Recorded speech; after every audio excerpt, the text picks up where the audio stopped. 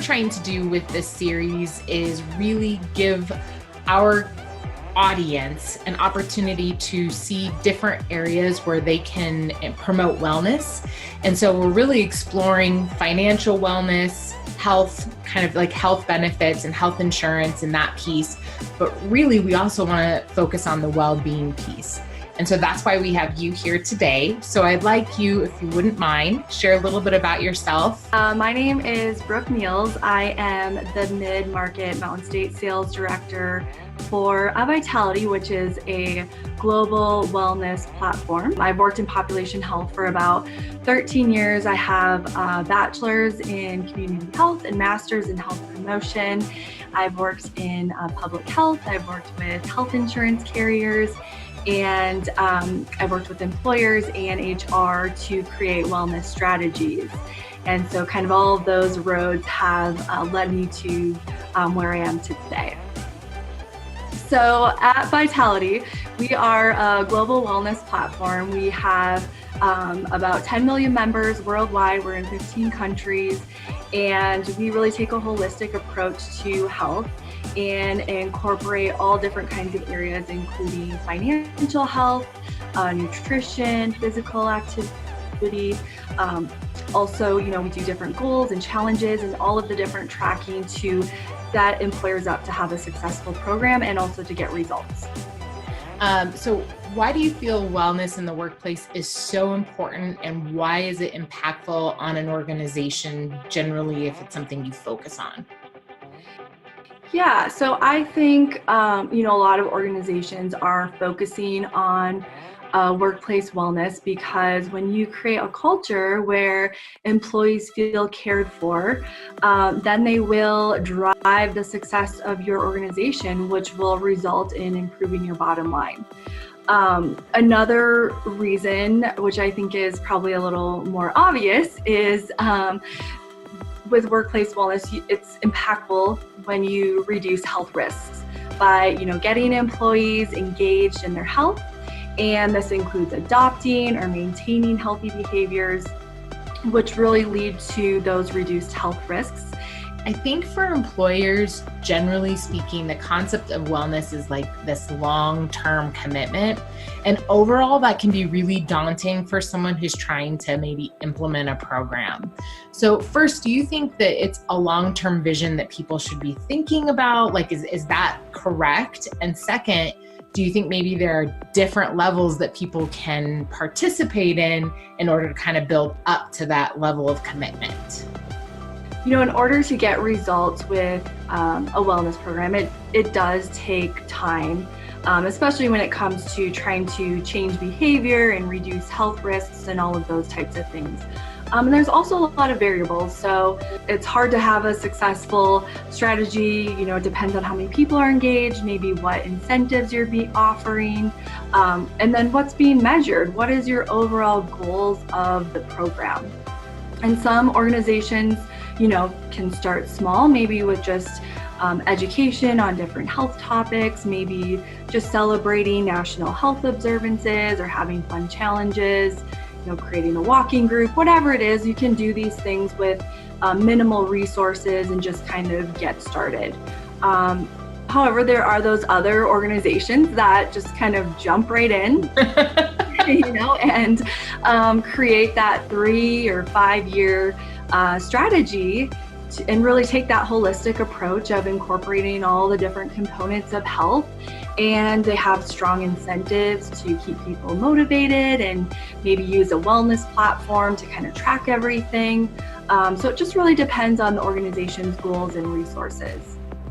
Yes. Would you say that a typical timeline to really execute something that I call it forced adoption, right? It takes some time to get people pushed into something new. Yes. I really think that 3 to 5 year timeline is really realistic. So if somebody is thinking, I want to go full blown into it, they have to be aware of that timeline and have a little patience.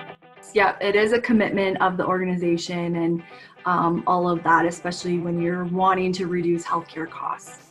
Okay, so what do you think would be a good starting point or plan for HR professionals to use to start thinking about something like this, or to start encouraging their leadership to start thinking about something like this?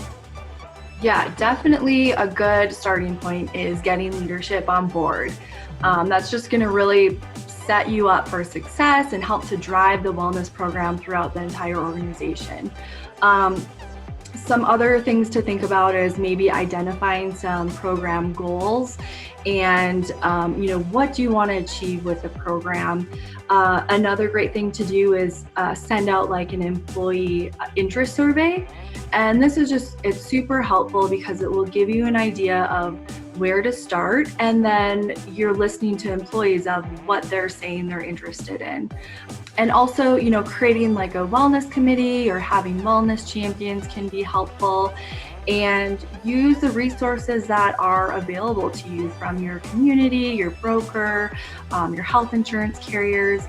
And then finally, I would say, if employers are really wanting to create more of a comprehensive program, there are several really great wellness technology and platforms out there to help them support their goals.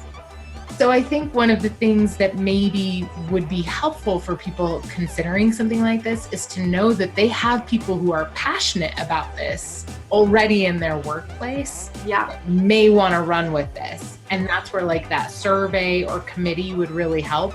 Is that what you're kind of talking about? Yeah, so wellness champions, they're really great to kind of help you. Of course, they should have some sort of interest in wellness or want to start some sort of health journey to kind of have a passion behind it.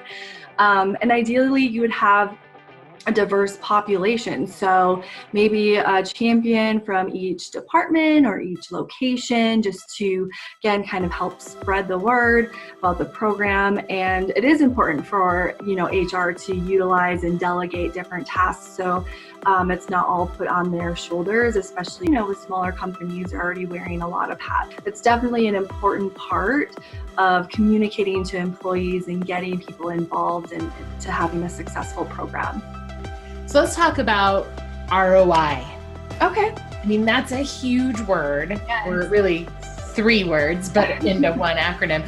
Right. But, I mean, is there a way that we can share with leadership what that could look like with a program like this on some level? So ROI, it's challenging to measure in wellness. And like we've talked about, to have real results, it really does take time because, if you think about it, any individual implementing a healthy behavior and seeing results, you can't prevent a heart attack from one workout or one meditation or one salad. So it really takes some consistency over time. But what I can say is a great way to measure the success of your wellness program is through engagement. The more employees are engaged in your program over time, the more results you will see for your money being spent. And so what you will find is that when you create a culture of wellness where employees feel cared for, they have the tools and resources and incentives to be healthier and feel better, it will result in less absenteeism, less presenteeism, and reduced health risks. I know that working with HR, you really want the best for your employees and to make a positive impact in your organization. And worksite wellness it's a great way to accomplish that. And it doesn't have to be hard or time consuming or expensive to be effective. And you can really make a difference in your employees' lives. And a big thanks to Brooke for giving us some tips and tricks on workplace wellness. Please give us a subscribe or leave some comments if you liked what you saw. Or you can check out some of our other videos in this series or some of the other series that we have available at Shortstop HR. Thanks for watching.